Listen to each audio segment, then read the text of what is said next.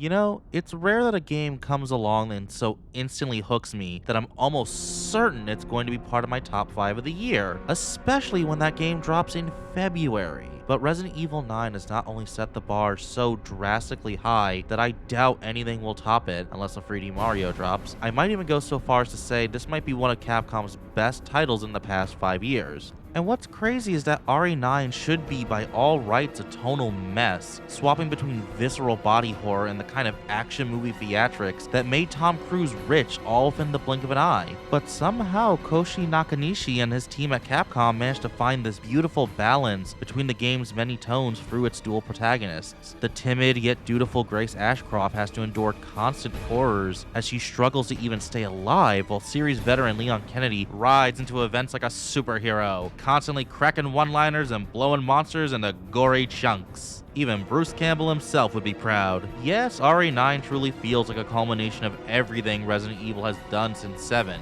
in both terms of story and game design philosophy, honing in on what made the past few years so great for Resident Evil. With that said, I do find the game isn't particularly doing much new. If you've played the game since 7, you'll recognize a lot of familiar elements, to the point where it can feel a bit rote, but honestly, I don't mind that too much because you don't need to necessarily do a lot new if you're doing everything well, at least in my opinion. Besides, this game is very much relying on the fact that you have been with the series since at least 7, because if you're a newcomer, there's not a lot of effort made to catch you up with the series history, so I can't really recommend this game as an entry point, but if you've been a longtime fan, there's a plethora of Easter eggs, callbacks, and plot beats that tie back to previous entries in a way that rewards your investment in the series.